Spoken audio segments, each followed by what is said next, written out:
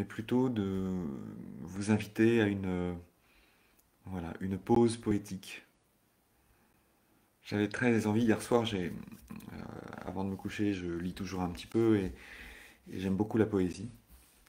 Et je me suis dit enfin j'ai trouvé un poème en fait, dans un vieux recueil de poèmes que j'avais pas ouvert depuis longtemps. Un poème de Louis Aragon. Et j'ai été tellement touché en fait par ces mots que je n'avais pas lus depuis si longtemps. Et j'avais envie de vous les partager ce matin. Donc, je vous propose une méditation poétique ce matin. Euh, c'est voilà, une invitation à écouter la respiration du monde à travers les mots de la poésie. Et c'est tellement important en fait cette respiration du monde, d'être en connexion avec ce qui se passe, avec, avec la vie qui se déroule à la fois dans son rythme et puis dans son mouvement aussi. Et j'ai le sentiment, mais je vous partage, vous n'êtes évidemment pas obligé de me croire, mais que nous avons besoin d'être en relation avec le mouvement du monde. Même si à certains moments nous avons l'impression que ce mouvement du monde nous rend anxieux, nous amène à des peurs, bien sûr, mais le mouvement du monde se traduit en moi par différentes facettes, dont la facette de l'anxiété, la facette de la peur, mais aussi sous la facette de la beauté, sous la facette de l'émerveillement, de... Voilà, la poésie est un peu une promenade. Vous voyez, quand on va se promener dans un parc avec des vieux arbres, des fleurs qui poussent, voire même peut-être qui fanent, des enfants qui jouent, et nous sommes dans le mouvement du monde. Et à cet instant où nous pouvons contempler ce mouvement du monde, à cet instant où nous pouvons contempler la beauté du monde, il n'y a pas de problème. La poésie nous invite à nous poser, à voir que quelque chose se passe, que quelque chose survient.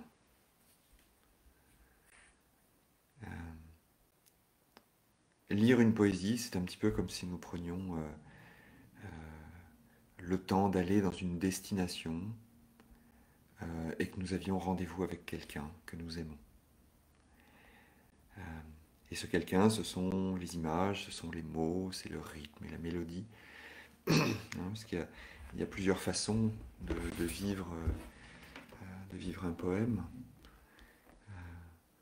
Peut-être juste se confier, s'abandonner à la musique des mots, à leur rythme et leur fluctuation. Peut-être simplement nous laisser porter et ne rien faire, juste laisser résonner.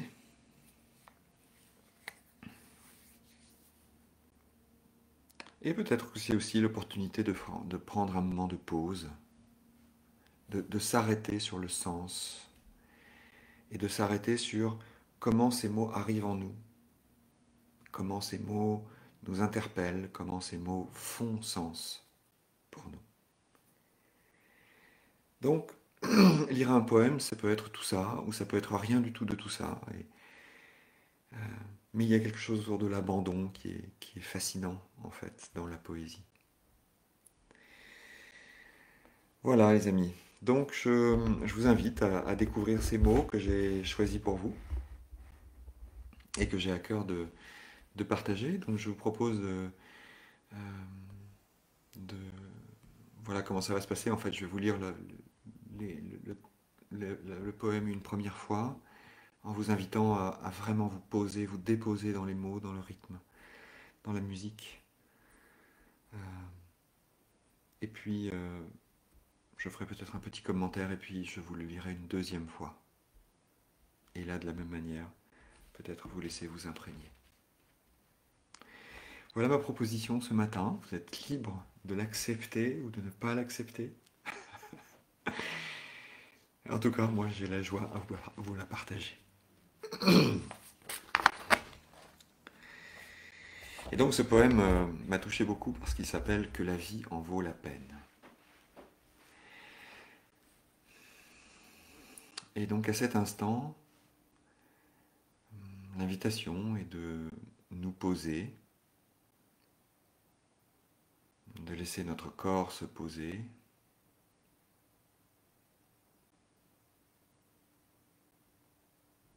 et de nous laisser, de nous autoriser à nous déposer là, là où nous sommes.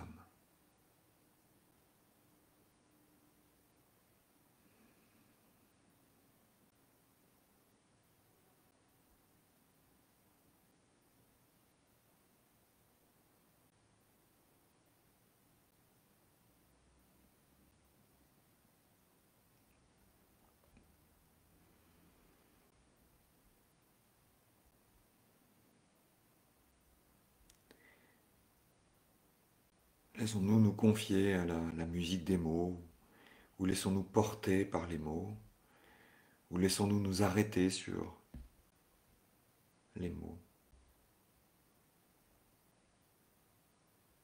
Écoutons peut-être ces mots comme une langue étrangère, comme l'écume qui passe sur les vagues, et laissons-nous bercer. Que la vie en vaut la peine. Un poème de Louis Aragon. C'est une chose étrange à la fin que le monde. Un jour, je m'en irai sans en avoir tout dit.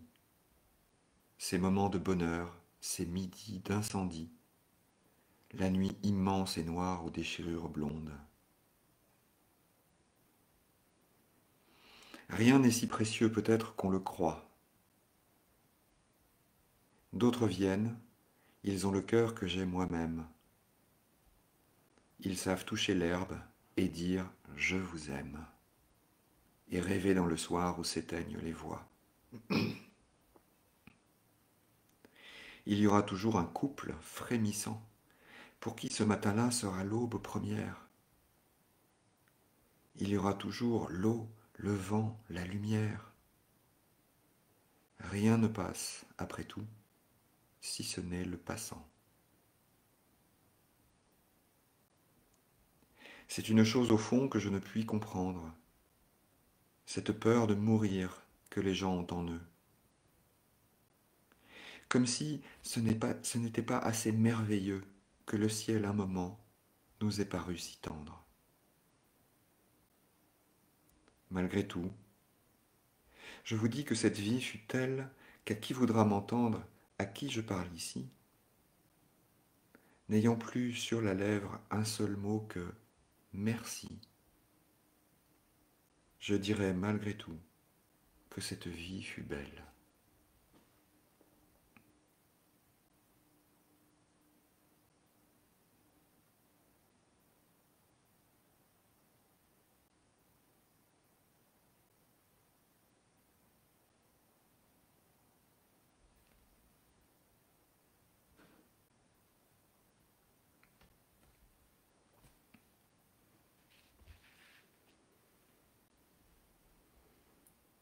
Voilà, nous laissons porter par ces mots, par cette musique, par cette vague.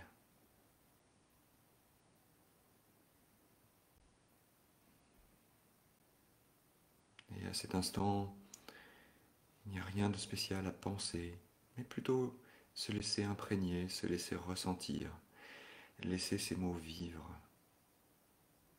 pleinement en nous.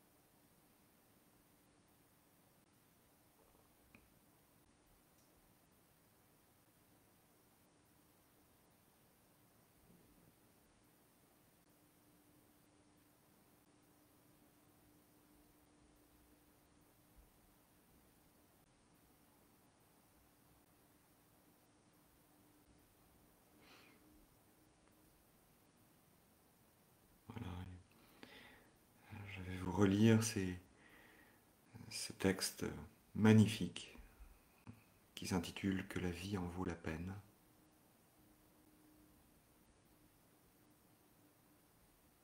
Avec cette invitation de, à présent, non pas uniquement nous laisser porter, nous laisser bercer, mais aussi nous imprégner,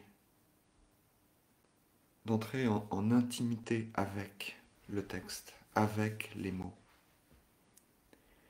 et de laisser venir en nous les images, les sensations, de laisser ressentir pleinement les mots à l'instant où ils arrivent, comme des sons à nos oreilles, mais comme des sons qui ont un sens.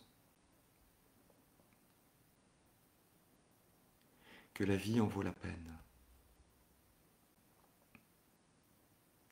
C'est une chose étrange à la fin que le monde, un jour, je m'en irai sans en avoir tout dit. Ces moments de bonheur, ces midis d'incendie, la nuit immense et noire aux déchirures blondes. Rien n'est si précieux peut-être qu'on le croit. D'autres viennent. Ils ont le cœur que j'ai moi-même. Ils savent toucher l'herbe et dire « Je vous aime » et rêver dans le soir où s'éteignent les voix. Il y aura toujours un couple frémissant pour qui ce matin-là sera l'aube première. Il y aura toujours l'eau, le vent, la lumière. Rien ne passe après tout, si ce n'est le passant. C'est une chose au fond que je ne puis comprendre, cette peur de mourir que les gens ont en eux,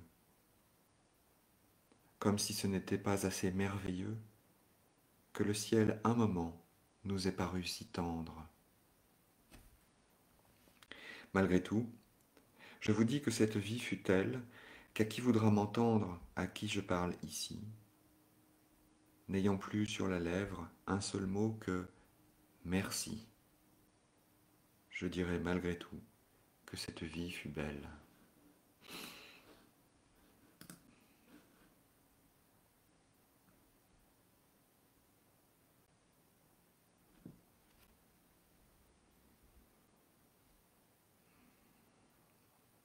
Invitation à laisser résonner, à ressentir, à nous imprégner.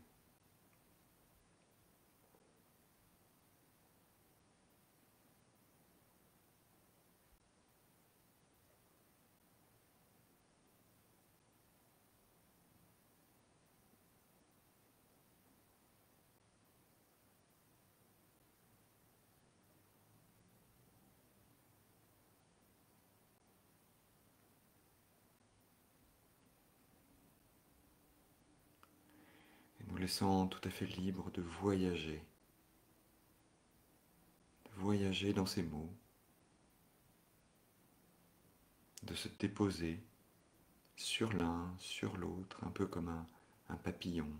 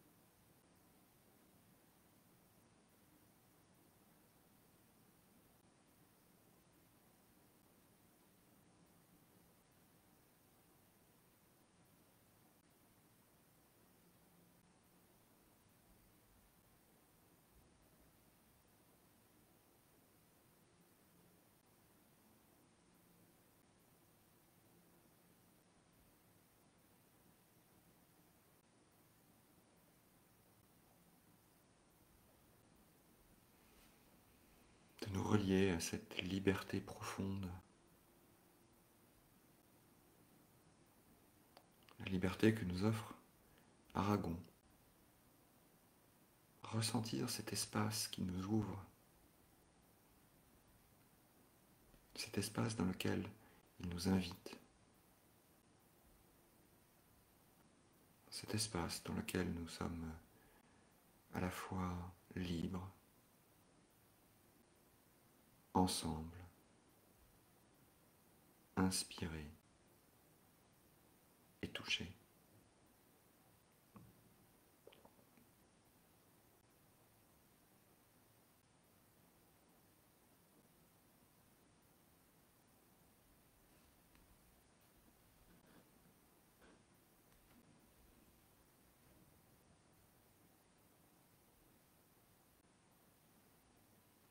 Peut-être cet espace est-il celui du corps, celui du souffle?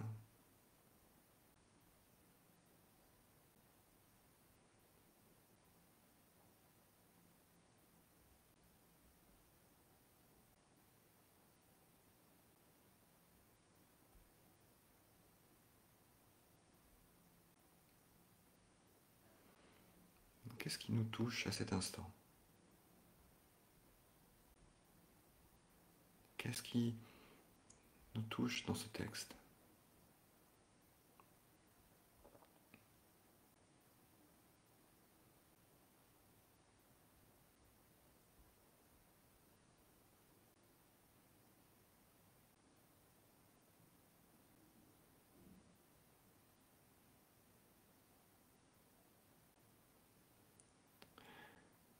Peut-être ce poème nous révèle-t-il que parfois nous sommes loin de nous-mêmes, que parfois nous avons mis des barrières qui nous contraignent ou qui nous empêchent d'être touchés.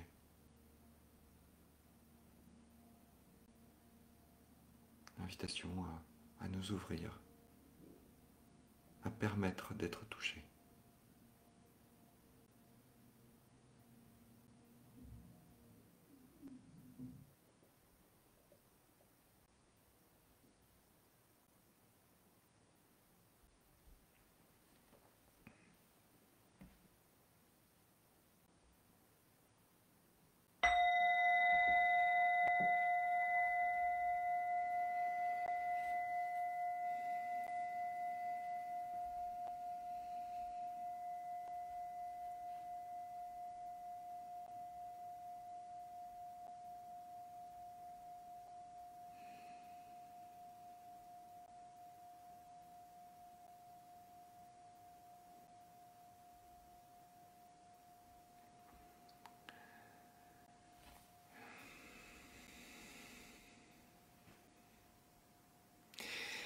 Oui, mes chers amis, merci d'avoir partagé ce moment tous ensemble. C'est vraiment une invitation à nous laisser toucher et à voir que, bien sûr, notre vie est éphémère, comme peut-être Claudine nous le dit, ressentir un peu de tristesse en pensant qu'on n'est que de passage. Mais c'est précisément parce que nous sommes que de passage que nous pouvons remarquer que nous ne vivons que des instants les uns après les autres. Et que cette tristesse peut tout à fait naître du sentiment de perdre quelque chose si nous nous abandonnons. Alors que précisément, c'est l'inverse qui se passe. C'est bien en nous abandonnant que nous jouissons de ce que nous avons, de ce qui est disponible. Nous rendre disponibles au disponible. Et précisément dans ce texte, Aragon ne nous dit pas autre chose. Rends-toi disponible.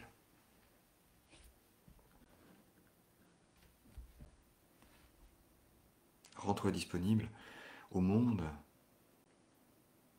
à ces moments de bonheur, à ces midis d'incendie, à la nuit immense et noire aux déchirures blondes.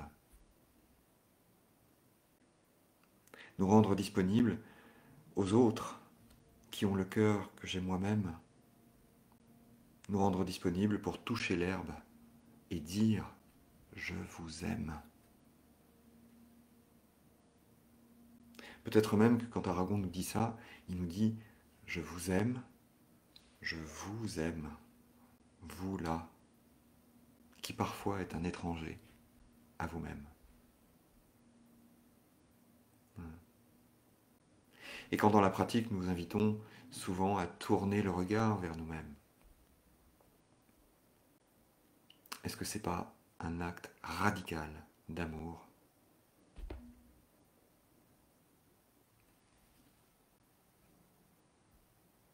Ce poème parle d'amour, ne parle rien d'autre que d'amour.